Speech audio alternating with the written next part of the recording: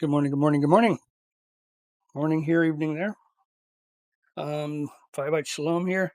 I just wanted to, I've been avoiding this, but because I don't like giving any kind of airtime to the enemy, but I need to give testimony about the time that I met the devil. Not pointy tail, pointy horns, walking around in a red suit here on earth. My very first mission trip in 1996, December, 29 years ago, 30 years ago. Um, we were on a mission trip doing youth ministry, doing a youth outreach, taking some equipment into West Africa, into Guinea, to Conakry, Guinea. And we went in there with the team from our church and joined many other teams and did a big, big outreach there. And then we also went to different churches there doing works and every night having big meetings, 15, 20,000 people would come. And the night before we started doing that, because I was doing lighting and sound. So I did, and plus other outreaches, when it comes to going to the churches and feeding program and all that. But my main thing was helping to set up the venue. And of course, we were in an abandoned, empty parking lot next to a big venue, which was a stadium that had been bombed out in the war. And so they let us use the parking lot next to the stadium in Conakry. And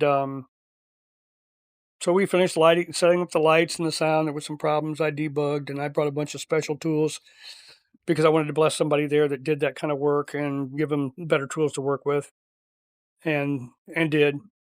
And then we went to back and had our dinner and fellowshipped a little bit and went to bed.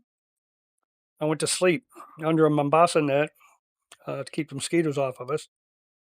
And in my sleep, in my dream, my vision, whatever you want to call it, the devil came into my dream. And I've never felt such sheer terror in my life because of what he was saying to me. And I'm not going to repeat exact words because they're filthy. But he said he was going to do some things to me physically and break my back backwards and shove my head up my butt and other things. But I mean, my heart was pounding so hard, I'm surprised I didn't have a heart attack and die in the middle of my sleep. I mean, I've never been that scared in my life. And it wasn't a demon. I mean, he told me. Maybe it was emotional, mental, blah, blah, blah, blah, blah. But the only thing I could think of to say, the only thing I didn't think, the only thing I could get out of my mouth, no, no. And that's all I said. And he let go of me. And then I told him, get away from me. You can't touch me. In the name of Messiah, by his authority, you can't do anything to me. I know that you operate in the spirit. I know that you can come in my dreams and do things and cause me to think things and emotional attacks and things like that. But you know what?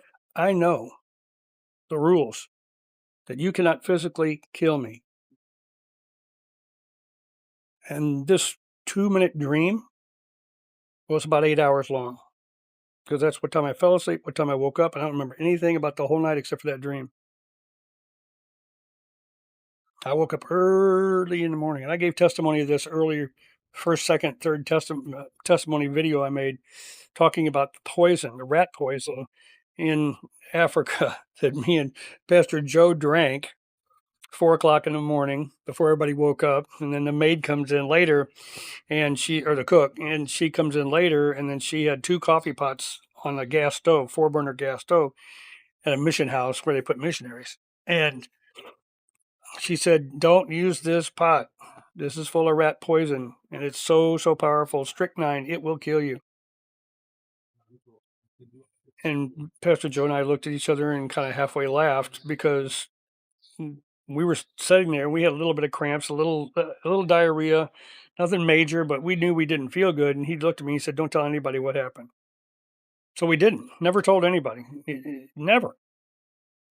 And so then we went out that day. We had a fantastic day. And that night, for the first time in my life, I got used in ways I never got used before. Like I said, I'm the lighting and sound guy. Came from a church where I was doing, it was on TV and I was a camera operator for the ministry. I did ushering and had volunteered, recovering the parking lot with asphalt and stuff and feeding programs and all that stuff. But never got used in ministry of praying for somebody and in a way that was the ministry.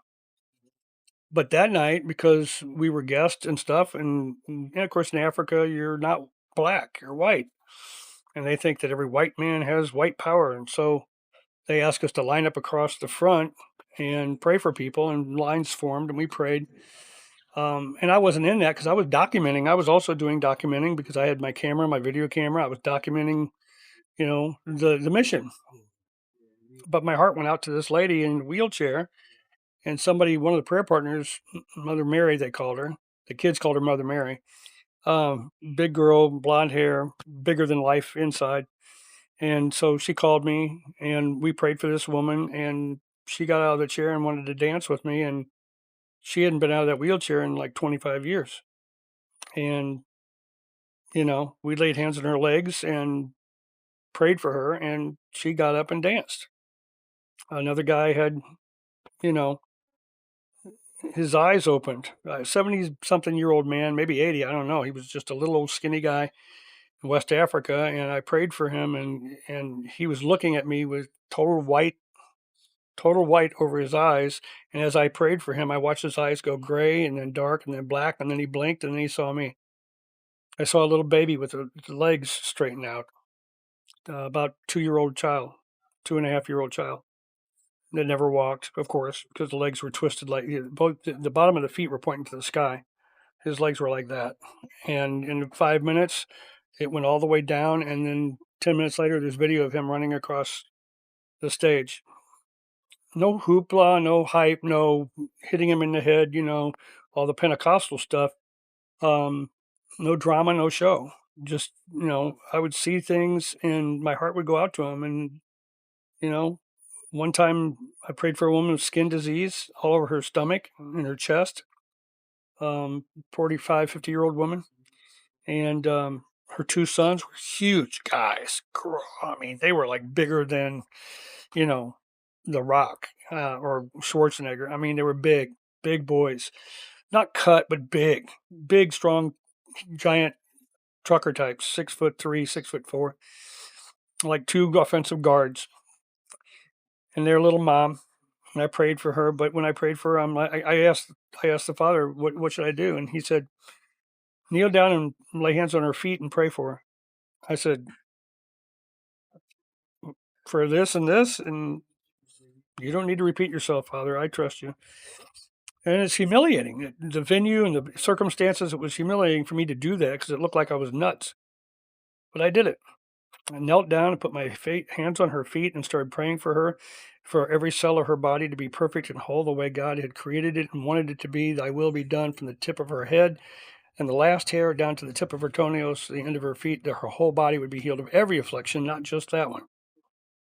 And I felt water drops hitting me on my hands, and it was her tears. And I looked up at her face, and she just had rivers of tears running down her face. And as I stood up, she pulled up her shirt, and she said, and her two sons touched her tummy, and it's like, it was gone. It's like brand new baby skin there. I was like, nobody celebrates these things more than me, because even right now, the hairs are standing up on my arms.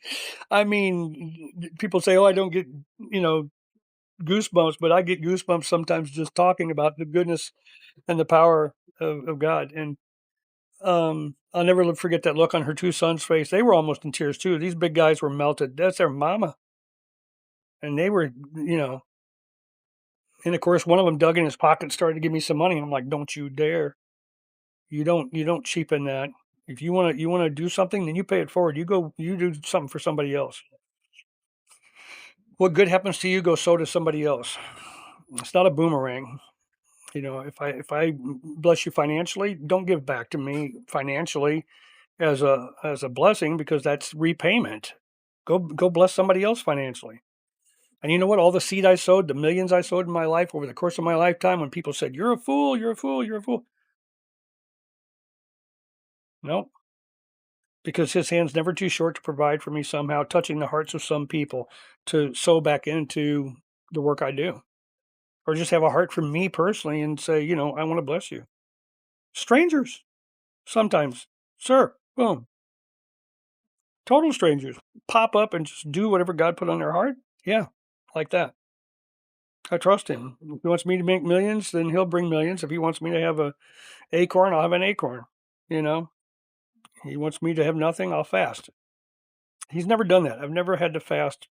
I have fasted 21 days 3 times, but I never didn't have to. It was a choice. It was a choice. And so, anyway, there's some shotgun testimonies with Priska and in Africa. Um, I try to keep these to 10 minutes or so. So please watch them all the way to the end because it really hurts the YouTube's algorithms. Just, don't promote it. They don't list it. They don't do anything with it if people don't watch most of the videos. So this is the end of the video. You're here. Thank you. So till next time. Bye bye. Shalom.